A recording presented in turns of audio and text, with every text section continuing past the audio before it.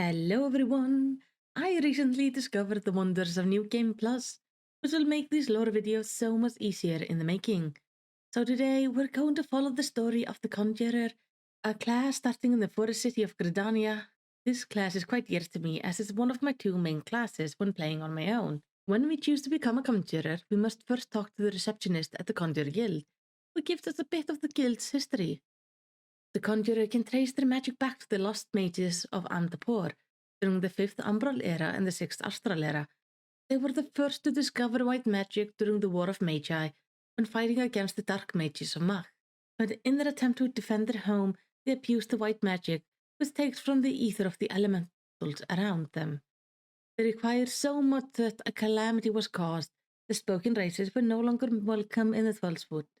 So they moved underground, founding the city-state of Gelmora. But not all were pleased to remain below the surface, and strove to make peace with the elementals, and eventually a conjurer managed to communicate with the elementals of the forest, and with that make peace. This conjurer was the very first hearer, a conjurer able to hear the elementals, and from this peace the city-state of Gridania was born. When the conjurer eventually had a son of his own, the elementals claimed the child, by marking it with unique horns that grew out of the boy's head, and thus was born the first Pagial. Now, there are multiple Pagials in the area around Gridania, and they serve as a ruling body of the city, and the main way for the Gridanians to communicate with the elementals. At the moment, Gridania is led by one of these Pagials named Eldersir Canisina. Now, as you stand ready to become a conjurer, let me tell you a little bit about being a conjurer in our story. The conjurer harnesses the power of the elementals to harm their enemies and heal their allies. They are the only healer you can play from level 1 and will turn into the White Mage at level 30. Their role in the lore is not only to cure our allies, but to keep balance in the land and with the spirits of Twelvewood. In combat, the Conjurer uses mixtures of dots and single target spells for damages, mixed with several healing spells in keeping their allies alive. Each spell draws their energy from the ether in nature around them, giving the Conjurer a very shamanic feel with their elemental-based spells. But now, as we have learned a little bit about the guild, after speaking with the receptionist, it is finally time to go meet our new guildmaster. This is Brother Izumiyan. As we head over to him, we see a young boy with a distinct patch of horns. But do not be fooled, this young boy is in fact somewhere over 230 years old. He is pleased to receive us into the guild, but only if we make our vow to protect Twelvewood and the elemental, striving to bring balance to this place. Filled with determination, we agree wholeheartedly, and Izumiyan wastes no time in giving us our first task. All through the realm, there is ether within every living being, every movement of the wind, every drop of rain. The ether takes many forms, giving life to and strength to creatures, but in overabundance, it can drive a being mad. This is a problem with the Twelvewood at the moment. 5 years ago, the 7th Umbral Calamity struck the realm, releasing a massive amount of ether into the air, to such a degree that in many places it has crystallized into beautiful visual display of the sheer destructive power of this event. Since then, there has been great amount of ether in the Black Shroud, which hosts the Twelvewood. This has made many of the creatures more hostile, all from the great big beasts of the forest to the smaller, less dangerous critters. It's these critters we are being tasked to deal with right now. We are sent just outside the city gates to cull some of these creatures to help keep the balance in the forest. After taking down several of these creatures, we return to Izumiyan, who tells us to train. We must find our balance with nature, strengthen both our spell, but also our connection with the ether and the forest. After several days of meditation and training, we return to the guildmaster to inform him of our progress. He tells us it's time for us to take our first trial. Each conjurer takes on several trials to learn about nature, both as a weapon, but also as a role in clearing away the taint in the shroud. Our first trial is about the earth, and there is no better teacher than Nolanel, an Ellison here who currently is out in the North Shroud. We seek him out and ask for his training. He gives us a quick look over before surmising we might not be fit for a long lecture on the elements of earth. No, for an adventurer like us, a more hands-on approach might be suitable.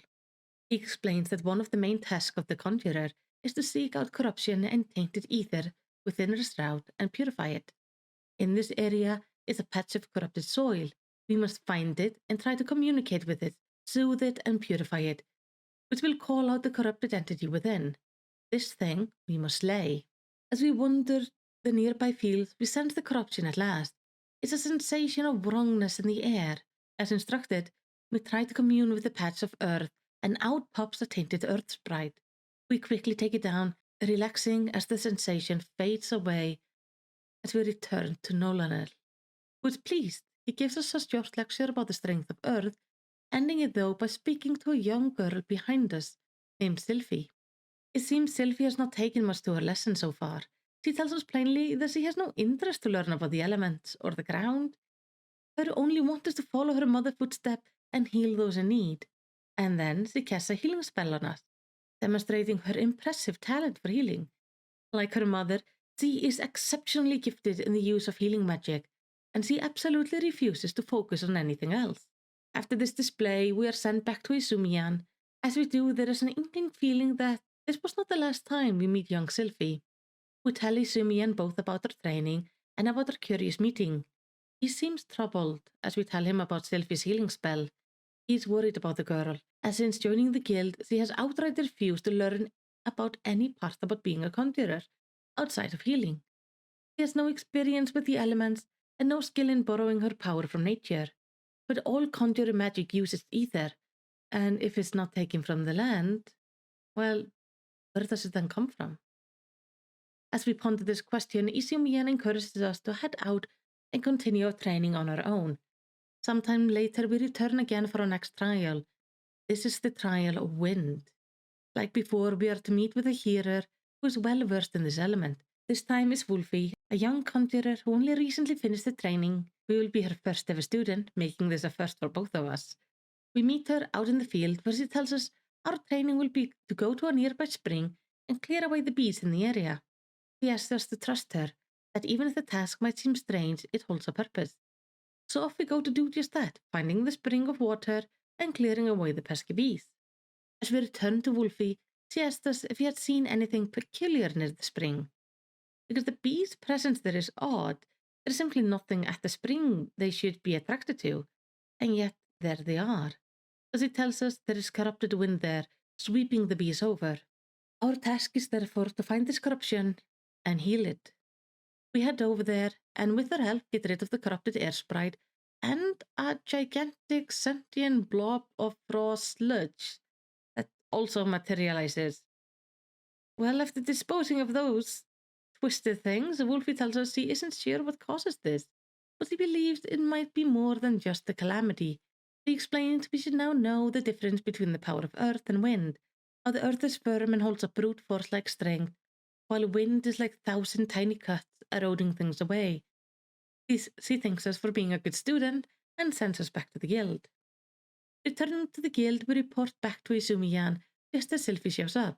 This time, she is shocked to hear we have been learning about wind, pointing out that it's absolutely useless for the art of healing.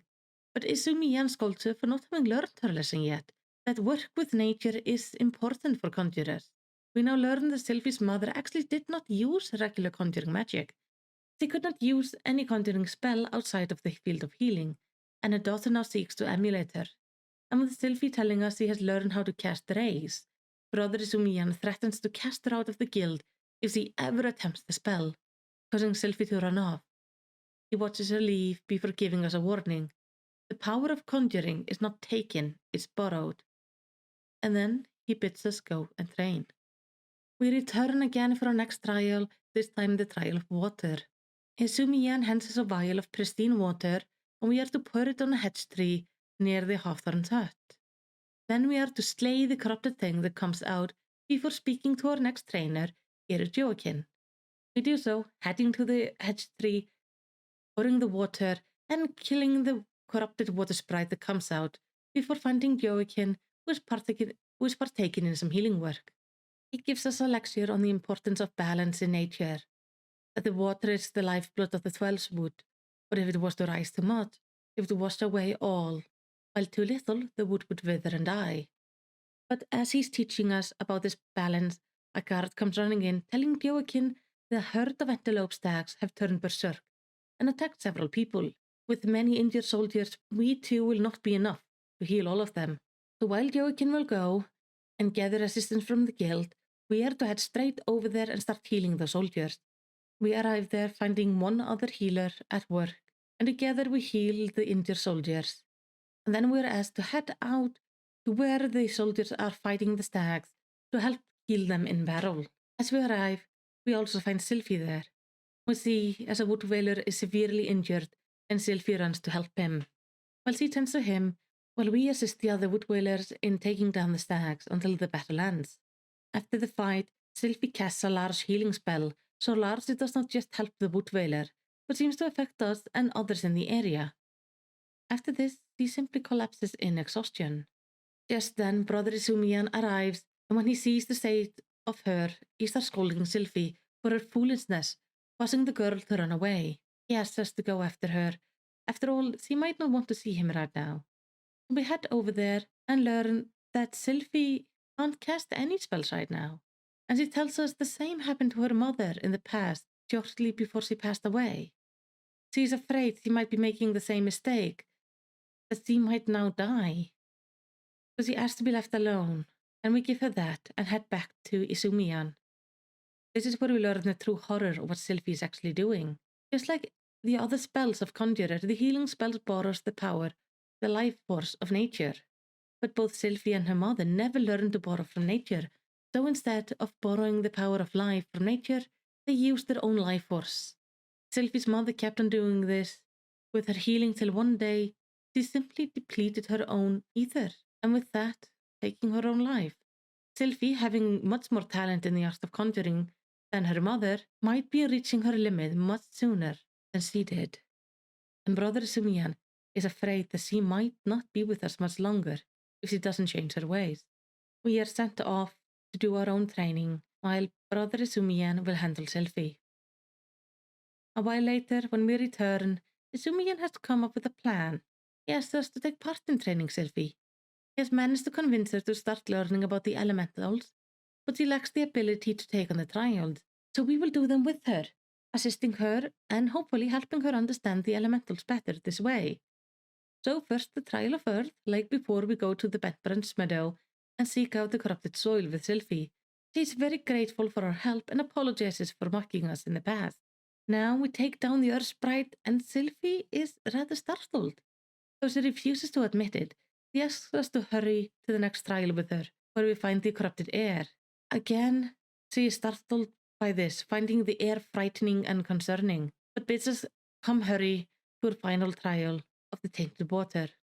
We take down the water sprite, and Sylvie seems deep in thought, unsure about something, and now she simply wants to go back to the guild, feeling the need to speak to the guildmaster. So we take her back. There she tells Izumiyan how she felt the elementals cry out in joy as the tainted sprites were killed. But she does not understand why her mother would not want to embrace this part of Conjurer. Izumiyan tells her to go think on things and not seek out all the answers at once. Now to focus on getting acquainted with her new knowledge and bond with nature. So Sylvie leaves us with Izumiyan. As he is gone, he speaks to us about how Sylvie says she heard the elementals. This could indicate she has the remarkable talent of becoming a hearer, that she can in fact hear the elementals, not just sense some corruption in nature, but physically hear it. He is very pleased with our assistance in her training, and asks us to head out, train some more on our own. Coming back to the guild a while later, we learn that Sylvie has just run away. The whole thing with her mother has greatly troubled her, so Izumiyan asked us to go find her. Of everyone in the guild, we seem to be the ones who are closest to Sylvie, after having taken on the trials with her. We start by talking to Wolfie, who is with Nolanel and Joaquin. I tell her Sylvie is there nearby at an inn, looking through some tome her mother buried in the area. It seems this place is where they used to live. But right now, all the hearers are quite worried. There are some powerful disturbances in the air. The elementals are screaming out. And if Sylvie is sensitive, he must be hearing the disturbance too. So we go into the inn to seek her out and see how she's doing. As we speak to her, she tells us she found her mother's diaries. There her mother writes how Conjurer overusing their art is the reason for all the disturbance. And Sylvie believes her. She swears she will stop using all Conjurer, but with the loud voices around her, she is sure that Nolanel and Joaquin and Wolfie are the ones causing the disturbance, so she rushes off to stop them, and we of course follow. We come upon the three heroes as they're trying to take down a big corruption, and during the fight, we watch Sylphie move from yelling at them, asking them to stop, that they're making nature more angry, to realizing nature is not angry at them at all. The nature is just hurting, and the conjurers heal it, as the loud pain of the elementals in the area quiets after we get rid of the tainted sprite. After this revelation, she is unsure. She says she needs some time to think before heading back to the guild. So we let her take a walk back to the guild to clear her mind, and as we reach the guild, she tells the guildmaster that she no longer fears borrowing for nature, that she now understands it, that her mother simply thought wrongly that borrowing harmed nature. Brother Izumiyan tells her in turn that she has all the potential to become a healer, with her ability to hear the elementals, but she must now focus on her training if she ever wants to do that. Then Brother Izumiyan asks us about the corruption. We confirm that it was a big corruption, and there were these mud-like beasts called mud pies showing up. Now Izumiyan tells us these things are not native to the woods, and have been showing up more and more frequently when there is a disturbance like this. He says this is a matter he must investigate further, because this is quite unusual. This is not just the calamity. There is something else causing this taint. But for now, he wants us to study while he goes to investigate and try to figure out what is actually going on within the forest. When we return next time, we feel like we're reaching the peak of what it is to be a conjurer, like we're almost ready to graduate. We talk to Izumiyan, who tells us the corruption we have been fighting is spreading, but it's not normal. It seems to be made by someone or something. We are to head out and try to stem the flow of corruption while they seek out the person causing it. As we speak, Sylphie comes in. She is hearing the forest screaming, and even with her studies, she hasn't trained enough to really do much yet. But she wants to do something. She wants to help. So, Brother Izumiyan decides to send her with us. With our conjuring ability and her hearing talent, we might be able to find the source of the corruption. But if we do, we are not to approach it, but wait and get help. We both agree and promise that we will not do anything foolish before hurrying off to start our investigation. As we move through the area, Sylphie guides us on to one corruption after another. We take down several sprites until Sylphie tells us the corruption sounds wronger in a way. They can't explain quite why, but she believes this might be the source and asks us to come with her. Now, we both know that we should go get help, but we both agree we can't let this thing spread, and maybe getting scolded by Izumiyan will be okay if we save the forest. As we arrive at the area, Sylphie tells us the wrongness seems to have lessened, like it's holding its breath or hiding. And then we find it. A void sent here in the midst of the 12-foot, and with it corrupted sprites. A void sent is a creature from the void, a realm outside of our own, filled with darkness. These things tend to be powerful and corrupt, and they are generally summoned into our world in some way. Sometimes voluntary, sometimes not. But why this void scent is there, we don't know. What we do know is that it has to go. So we fight it. But not just us this time, but Sylphie taking up her wand and fighting alongside us. She's not really using the strongest of spells, but she's getting better. Together, we kill the void sand and the tainted sprite before suddenly Sylphie falls to the ground. We run to her to check her over. Has she been taking her ether again from herself? Is she not borrowing for nature, as we have been trying to teach her? But as we come over to her, she has not collapsed from exhaustion, but joy. She is laying in the grass, looking at the sky, feeling nature, and for a moment she looks truly happy. So we lay down with her, and for a bit we celebrate before returning to the guild to be properly scolded by Izumiyan, but at least a little bit praised for our work of taking care of the void scent. And with that, we end the story of the Conjurer. Having helped save the forest, made a new friend, and maybe gotten in a little bit of trouble on the way. The next quest the Conjurer can take up starts the quest line of the White Mage. But that is something we will explore in a later video. But for now, just thank you so much for watching. You are absolutely wonderful for being here. If you want to help my channel grow, it would be wonderful if you would subscribe, press the notification bell, do the thumbs up and the comments and everything to tell the algorithm that this is actually fun content. I do also stream on Twitch. The link is in the description down below. That is where I'm currently playing through the main story of Final Fantasy. I am just starting Stormblood, and if you're watching this video as it comes out, I will be streaming Stormblood tomorrow. So go check out the Twitch channel, and I hope I will see you there for some fun. But for now, I hope you have a lovely day.